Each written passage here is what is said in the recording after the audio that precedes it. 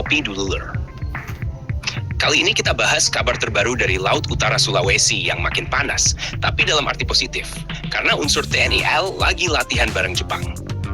Kri Selar 879 atau Kakri Selar 879 yang tergabung dalam Operasi Gugus Tempur Laut Koarmada II melaksanakan passing exercise atau PASX bersama dua kapal perang milik Japan Maritime Self-Defense Force. Dua kapal Jepang yang terlibat adalah JNS Yamagiri dan JNS Shiranui. Lokasinya di perairan Bitung, Sulawesi Utara. Ini bukan sekadar latihan lewat dan hormat-hormatan. PASX itu latihan cepat, terukur, dan fokus pada interoperabilitas. Artinya, dua angkatan laut yang berbeda sistem, berbeda bahasa, berbeda doktrin, dipaksa untuk bisa nyambung dalam waktu singkat di laut terbuka. Kenapa ini penting? Karena medan laut itu dinamis. Tidak ada tombol pause, tidak ada ruang briefing nyaman. Semua harus real time.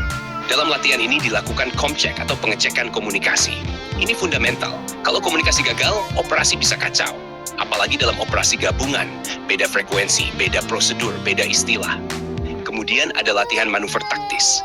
Kapal tidak hanya jalan lurus, mereka melakukan formasi tertentu. Bisa line ahead, line abreast, atau manuver zigzag untuk simulasi penghindaran ancaman.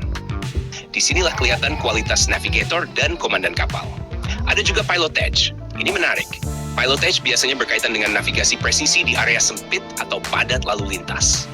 Di perairan seperti sekitar Bitung yang dekat jalur strategis, kemampuan ini krusial. Lalu ada Semaforex, Flag Hoist, dan Flash X.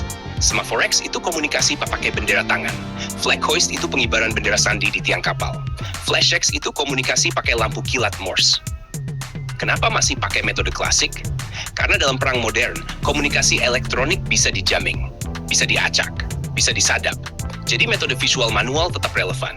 Justru angkatan laut yang kuat adalah yang tidak bergantung pada satu sistem saja. Kegiatan ditutup dengan photo exercise. Ini bukan cuma buat dokumentasi keren.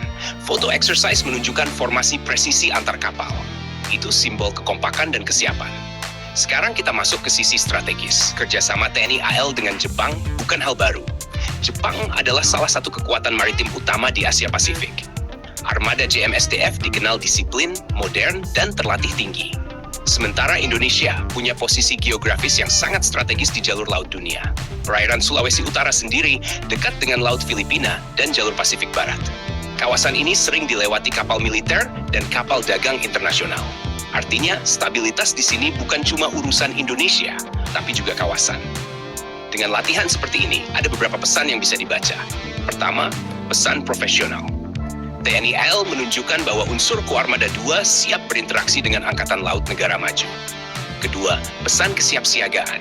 Gugus Tempur Laut bukan sekadar nama, ia adalah kekuatan manuver.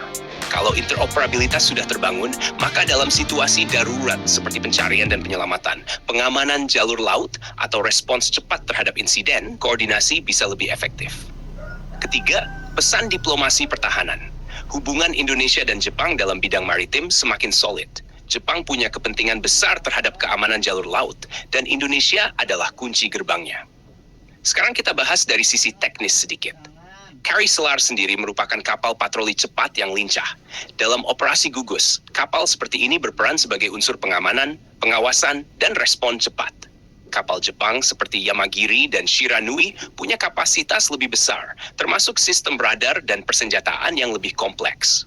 Ketika kapal dengan karakter berbeda bisa berlatih bersama tanpa kendala, itu menunjukkan level profesionalisme yang meningkat. Yang menarik, seluruh rangkaian latihan berlangsung aman dan lancar. Ini menunjukkan perencanaan matang dan disiplin tinggi di laut. Karena satu kesalahan kecil dalam manuver jarak dekat bisa berakibat fatal. Kegiatan ini juga bagian dari implementasi perintah pimpinan Koarmada II untuk meningkatkan kesiapsiagaan unsur-unsur Guspurla. Artinya, ini bukan event seremonial, tapi bagian dari siklus latihan rutin yang memang dirancang untuk meningkatkan kemampuan tempur dan koordinasi. Kalau kita tarik lebih luas, kawasan Indo-Pasifik saat ini sedang jadi pusat gravitasi militer dunia. Banyak negara meningkatkan kehadiran lautnya. Latihan-latihan seperti ini adalah bentuk adaptasi terhadap dinamika tersebut.